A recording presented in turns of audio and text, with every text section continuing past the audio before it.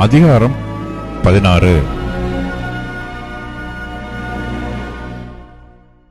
ஆபிராமுடைய மனைவியாகிய சாராய்க்கு பிள்ளை இல்லாதிருந்தது. எகிப்து தேசத்தாளாகிய ஆகார் என்னும் பெயர் கொண்ட ஒரு அடிமை பெண் அவளுக்கு இருந்தாள். சாராய் ஆபிராமை நோக்கி, நான் பிள்ளை பெறாதபடிக்கு கர்த்தர் என் கற்பத்தை அடைத்திருக்கிறார். என் அடிமை பெண்ணோடே சேரும்.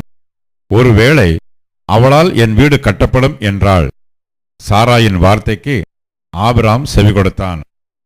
ஆபிராம் கானான் தேசத்தில் 10 வருஷம் குடியிருந்த பின்பு ஆபிராமின் மனைவியாகிய சாராய் எகிப்து தேசத்தாளான தன் அடிமை பெண்ணாகிய ஆகாரை அழைத்து அவளை தன் புருஷனாகிய ஆபிராமுக்கு மறுமனையாட்டியாக கொடுத்தாள். அவன் ஆகாரோட சேர்ந்தபோது அவள் கற்பந்தரித்தாள். அவள் தான் கர்ப்பவதியானதை கண்டபோது தன் நாச்சியாரை அற்பமாக எண்ணினாள். அப்பொழுது சாராய் ஆபிராமை நோக்கி, எனக்கு நேரிட்ட அநியாயம் உமது மேல் சுமரும்.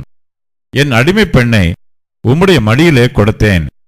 அவள் தன் கர்ப்பவதியானதைக் கண்டு என்னை அற்பமாக எண்ணுகிறாள். கர்த்தர் எனக்கும் உமக்கும் நடுநின்று நியாயம் தீர்ப்பாராக என்றாள்.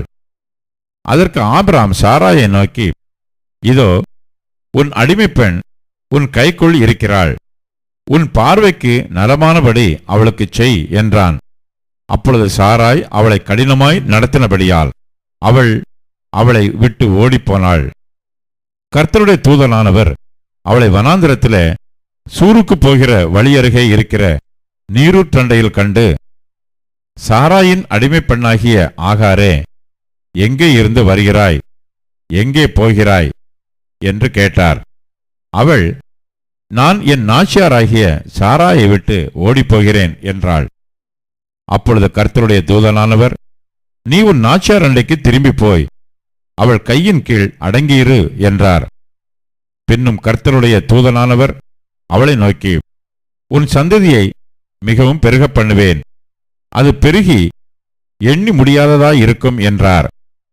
பின்னும் கர்த்தருடைய தூதனானவர் அவளை நோக்கி, நீ கர்ப்பவதியாயிருக்கிறாய், ஒரு குமாரனை பெறுவாய்.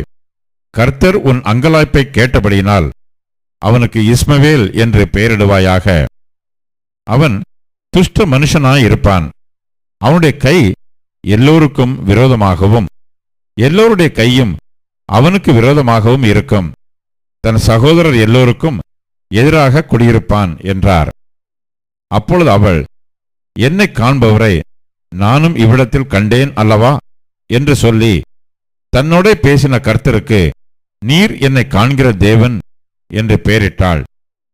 ஆகையால் அந்த துறவு பெயர் லகாய் ரோயி என்னப்பட்டது. அது காதேசுக்கும் பாரோத்துக்கும் நடுவே இருக்கிறது.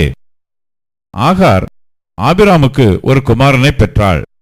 ஆபிராம் ஆகார் பெற்ற தன் குமாரனுக்கு இஸ்மவேல் என்று பெயரிட்டான். ஆகார் ஆபிராமுக்கு இஸ்மவேலை பெற்றபோது ஆபிராம் 86 வயதாயிருந்தான்.